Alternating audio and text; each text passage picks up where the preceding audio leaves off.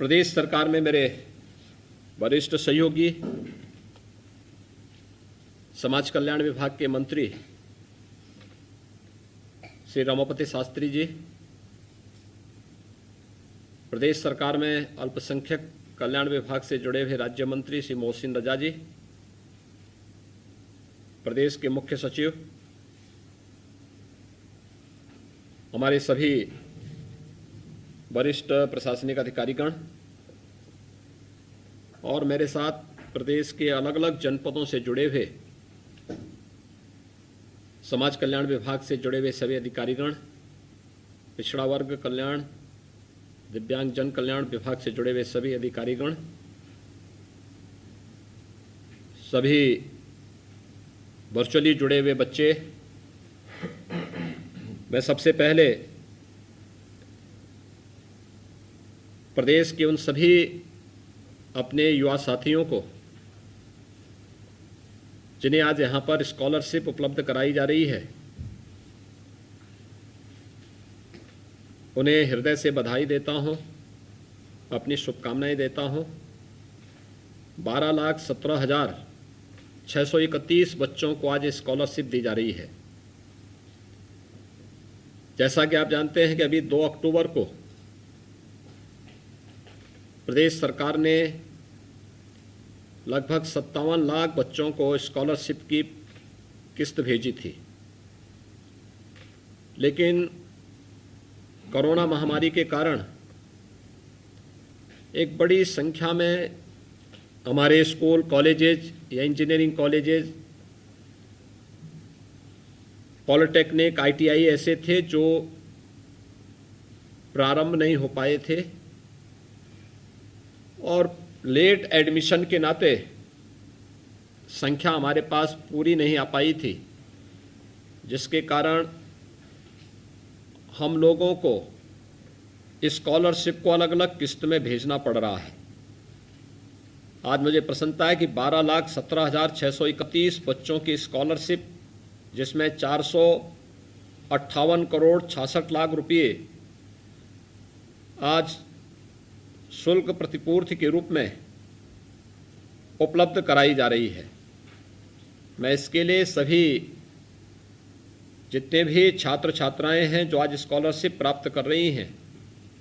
और जैसे कि मैंने यहाँ लखनऊ में भी मेरे साथ 5 छात्रों ने यहाँ पर आकर के और लगभग 12 छात्रों से मैंने छात्र छात्राओं के साथ मैंने स्वयं यहाँ पे वर्चुअली संवाद बनाया है, और जो मुझे बताया गया कि इस स्कॉलरशिप से इन बच्चों को अपने पढ़ाई को आगे बढ़ाने में बहुत अच्छी मदद मिलती है। ये शासन के लिए प्रसन्नता का विषय है। मैं इसके लिए आप सभी छात्र छात्राओं को हृदय से बधाई देता हूँ। आपके अभिभावकों को भी हृदय से धन्यवाद देता हूँ जो आपके स्कूल भेज रहे हैं, और आपके स्कूल के गुरुजनों को, समाज कल्याण विभाग से जुड़े हुए, पिछड़ा वर्ग कल्याण विभाग से जुड़े हुए सभी अधिकारियों को भी इसके लिए हृदय से धन्यवाद देता हूं कि जो आपको शासन की योजनाओं के साथ जोड़ने का कार्य कर रहे हैं। हम सब जानते हैं कि सरकार की सर्वोच्च प्राथमिकता अंतिम पायदान पर बैठे हुए व्यक्ति तक शासन की योजनाओं को पहुंचाने का रहा है, और इसके लिए सरकार अपनी ओर से अहरनिश प्रयास करती है। लेकिन उन योजनाओं की जानकारी होना भी अत्यंत महत्वपूर्ण है, और इसके लिए जागरूकता महत्वपूर्ण होती है। ये कार्यक्रम उसी जागरूकता का एक हिस्सा है। हम स्कॉलरशिप तो दे रहे हैं, लेकिन स्कॉलरशिप के साथ साथ इसकी जानकारी छात्रों को हो, मीडिया के माध्यम से यह उन तमाम छात्रों तक पहुंचे जो अभी अपना आवेदन नहीं भर पाए हैं, और इसलिए इसको एक कार्यक्रम के माध्यम से सरकार उपलब्ध कराने का कार्य करती है, जिससे अधिक से अधिक लोग इस सुविधा का लाभ ले सकें। मुझे बताते हुए प्रसन्नता है कि इन सभी योजनाओं को लेकर के सरकार की जो कार्य योजना जो विस्तृत रूप से आगे बढ़ी है, पिछले 4-4.5 वर्ष के अंदर हमारी सरकार ने 40 लाख से अधिक बच्चों को, जो पूर्ववर्ती सरकार में स्कॉलरशिप मिलती थी, उससे भी 40 लाख से अधिक बच्चों को इस योजना के साथ जोड़ने का कार्य किया है। दूसरा, पिछली सरकारें भेदभाव करती थी। 2016-17 में अनुसूचित जाति जनजाति के बच्चों की स्कॉलरशिप ही रोक दी गई थी, और जब हम लोग 2000 मार्च 17 में आए तो मैं देख करके आश्चर्यचकित था कि उन बच्चों की स्कॉलरशिप गई नहीं थी, परीक्षाएं नजदीक आ गई थी, और फिर सरकार ने पहल करके उन बच्चों की स्कॉलरशिप को भेजने का कार्य किया था। जो सरकारें राजनीतिक प्रतिशोध और प्रतिद्वंदिता के तहत बच्चों के जीवन के साथ खिलवाड़ करती हों, उन लोगों के द्वारा ये सीधे सीधे शासन की लोक कल्याणकारी योजनाओं को बाधित करने का एक षड्यंत्र किया है। लेकिन पिछले 5 वर्ष के दौरान आपने देखा होगा कैसे शासन की योजनाओं को हर पात्र व्यक्ति तक पहुंचाने का कार्य हो रहा है, चाहे वह अनुसूचित जाति जनजाति के बच्चों के लिए फ्री में कोचिंग की व्यवस्था के लिए की जाने वाली व्यवस्था हो, अल्पसंख्यक समुदाय के बच्चों के लिए कोचिंग की व्यवस्था हो, या अन्य सभी बच्चों के लिए, पिछड़ी जाति सामान्य जाति से जुड़े हुए बच्चों के लिए भी कोचिंग की फ्री में व्यवस्था। अभ्युदय योजना वर्तमान में सफलतापूर्वक प्रदेश के अंदर संचालित हो रही है, और मैं समाज कल्याण विभाग से कहूंगा कि अभी तक 18 जनपदों में ये योजना चल रही है। इसको सभी 75 जनपदों में इस योजना को आगे बढ़ाने की आवश्यकता है। हम तकनीक का उपयोग करें, और तकनीक का उपयोग करते हुए कहीं फिजिकली कहीं वर्चुअली अगर हम इस योजना के साथ प्रदेश के प्रतियोगी छात्रों को भी जोड़ सकें, इसमें से बहुत सारे बच्चे होंगे जिनको यूपीएससी की तैयारी करनी होगी, बहुत सारे बच्चे हैं जिन बच्चों को उत्तर प्रदेश लोक सेवा आयोग, अधीनस्थ सेवा चयन आयोग, उच्चतर शिक्षा चयन आयोग, माध्यमिक शिक्षा चयन आयोग की परीक्षाओं के साथ जुड़ने, या फिर बैंकिंग की सेवाओं, रेलवे की सर्विस के लिए, या फिर अपनी स्वयं की उच्च अध्ययन की दृष्टि से नीट या जेई के बारे में ही उसकी तैयारी के लिए उस प्रकार के प्लेटफॉर्म की आवश्यकता है जो ने उसके बारे में बेहतर तरीके से बता सके। वह अभ्युदय कोचिंग के माध्यम से प्रदेश सरकार प्रदेश के अंदर इस कार्यक्रम को प्रारंभ की है। हमने कोरोना महामारी की चुनौतियों को देखा है। कोरोना महामारी प्रारंभ होते समय कोटा से और प्रयागराज से हजारों बच्चों को उनके घरों तक पहुंचाने और उस समय उनके माता पिता की व्यग्रता को भी हम लोगों ने बहुत नजदीक से महसूस किया है। और उस समय फिर सरकार ने तय किया था कि जो बच्चे बाहर घर से दूर रह करके कोचिंग के लिए दूर जाते हैं, उन बच्चों के लिए हम उन्हीं के जनपद में कोचिंग की सुविधा उपलब्ध करवाने का कार्य करेंगे। अभ्युदय कोचिंग की व्यवस्था उसी का परिणाम है, और मैं समाज कल्याण विभाग से कहूंगा कि वह प्रयास करें कि हर एक जनपद में हम अभ्युदय कोचिंग की व्यवस्था को आगे बढ़ाने का कार्य करें।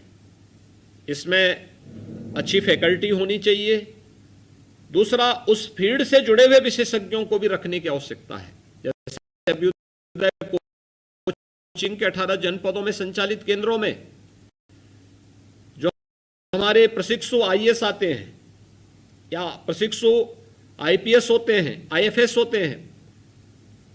उन लोगों को हम बुला करके उनके माध्यम से भी क्लासेस लेवाते हैं। जो टॉपर हैं या फील्ड में नए हमारे अधिकारी आते हैं, उनको भी हम उनके माध्यम से भी कुछ लोगों को, बच्चों को गाइड करवाने का कार्य करते हैं। और उससे काफ़ी बड़ी मदद मिलती है बच्चों को अपने आगे की पढ़ाई की तैयारी के लिए और आगे की प्रतियोगी परीक्षाओं की एक स्वस्थ प्रतिस्पर्धा को आगे बढ़ाने के लिए। बड़ी संख्या में मैं इस बार देख रहा था, अभ्युदय कोचिंग से निकले हुए बच्चे अलग अलग प्रतियोगी परीक्षाओं में उन्होंने स्थान प्राप्त किया और ये परिणाम उत्तर प्रदेश के लिए बहुत महत्वपूर्ण हो सकता है। सरकार इसी विश्वास के साथ आगे बढ़ रही है। स्कॉलरशिप या शुल्क प्रतिपूर्ति की व्यवस्था दसमोत्तर या उससे पूर्व के बच्चों के लिए भी ये व्यवस्था यहां पर दी जा रही है। मुझे बताते हुए प्रसन्नता है कि पिछली सरकारें इस स्कॉलरशिप पर रोक लगाती थी, इसमें अपना स्वयं का राजनीतिक लाभ और हानि देखती थी, लेकिन आज लाभ हानि को की परवाह किए बगैर केवल और केवल ये मान करके कि जो बच्चे प्रदेश के विभिन्न संस्थाओं में अध्ययन कर रहे हैं, ये प्रदेश के बच्चे हैं, इनको पढ़ने का अवसर मिलना चाहिए, अच्छा वातावरण मिलना चाहिए और उस अच्छे वातावरण के माध्यम से उनके उज्जवल भविष्य के लिए शुल्क प्रतिपूर्ति और स्कॉलरशिप की राशि समयबद्ध ढंग से उन तक पहुंचनी चाहिए। मैं विभाग से, समाज कल्याण विभाग से और पिछड़ा वर्ग कल्याण विभाग से इस बारे में कहूंगा कि अभी प्रवेश की प्रक्रियाएं चल रही हैं। बहुत सारी जगह विश्वविद्यालयों में, इंजीनियरिंग संस्थानों में अभी प्रवेश की प्रक्रिया चल रही है और बड़े पैमाने पर मेडिकल की अभी प्रवेश होंगे, नर्सिंग के, पैरामेडिकल के प्रवेश होंगे, विश्वविद्यालयों में प्रवेश की प्रक्रिया चल रही है। हमारा प्रयास होना चाहिए कि प्रवेश की प्रक्रिया को 30 दिसंबर तक पूरा करते हुए प्रवेश के साथ ही इन बच्चों की स्कॉलरशिप की राशि भी उनके अकाउंट में चली जाए, जिससे उन्हें शुल्क प्रतिपूर्ति में या अपने लिए किसी भी प्रकार की पाठ्यक्रम से जुड़ी हुई सामग्री खरीदने में किसी प्रकार की दिक्कत न हो। राज्य सरकार इसी दिसंबर महीने में प्रदेश के अपने युवा छात्रों के लिए स्नातक और स्नातकोत्तर स्तर पर अध्ययन करने वाले विश्वविद्यालयों में हो, इंजीनियरिंग संस्थानों में हो, पॉलिटेक्निक में हो, ITI, नर्सिंग, पैरामेडिकल या अन्य जो भी पाठ्यक्रम है, इन पाठ्यक्रमों में प्रवेश लेने वाले छात्र छात्राओं के लिए स्मार्टफोन और टैबलेट